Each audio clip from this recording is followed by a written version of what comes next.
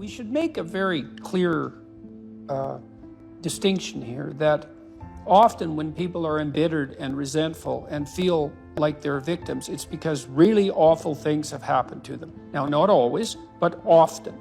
And so then the question is, well, if you're in a situation and something really awful is happened to you or has happened to you, then, well, why shouldn't you feel like a victim? And is there a better alternative? And part of what you were trying to lay out in this part of the book is what those better alternatives are. So part of looking for that hero is to find out from someone else's example. In your case, it was your mother, but these other sources that you described of people who were in a sort of hell in an undeniable sense, but who chose in a very real way to make it as good as it could possibly be given the circumstances. And so they had to turn to sources of power, let's say, and strength and fortitude and resilience that weren't in some sense obviously associated with the catastrophe. I mean, in your mother's case, it's a pretty tragic situation. She's a young mother, she has young kids, now she has breast cancer and she fights a losing battle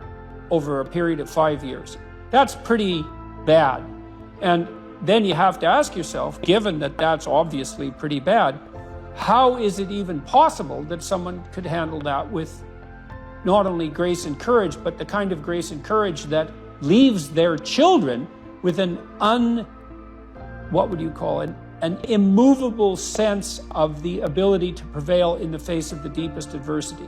I mean, that's really something. You said here, thousands have come before you and they did just fine. So quit your complaining. And it's not because you have nothing to complain about. That's not the case. It's that that's not the right approach. The fact is, and this is such an optimistic fact, as well as a judgment in some sense, the fact is that if someone else can do it, so can you.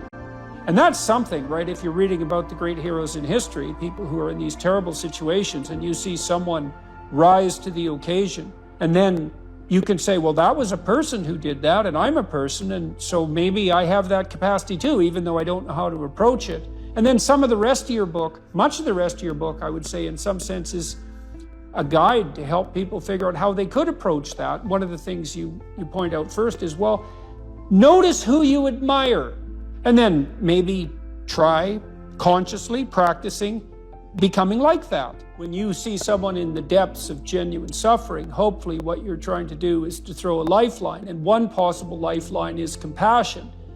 And that's probably the right lifeline to throw an infant, who's suffering, that sort of overwhelming compassion. But for someone who is an adult or making progress towards being an adult, the lifeline that might be thrown is there's something within you that would let you be more than you are, and much more, and maybe enough more so that you could actually deal with this suffering so it didn't turn into hell and take everything along with it. And there isn't anything more optimistic than that. You say something here, which I think is extremely, I'm going to read something from your book here. It is true that character is to some extent innate. I would say what that does is that it provides each of us with a range of talents and a range of temptations. And so it's something like that. So it's the hand we're dealt, and there's certainly a genetic element to that. Our genetic makeup imbues in us certain proclivities, but it is as true that character is mostly a consequence of choices. Strangely enough, we all make them, and we should make them deliberately, with the knowledge that these choices are part of our responsibility toward a purpose other than our own selfish aims. That responsibility is to your family, friends, community, and country. That's something that conservatives put forward as a pathway to virtue. And what's so interesting about that, as far as I'm concerned, as an antidote to atomistic liberalism, let's say, that hyper-privileges the individual, is that it's definitely been my observation as a clinical psychologist that in the depths of misery, the capability that you have to be of service to other people, your family, your friends, your community, your country, that's actually a saving grace under such circumstances. And that people really find a deep and abiding meaning in that service. So it's not just finger wagging and the pointing towards duty. It's like, no, you don't understand.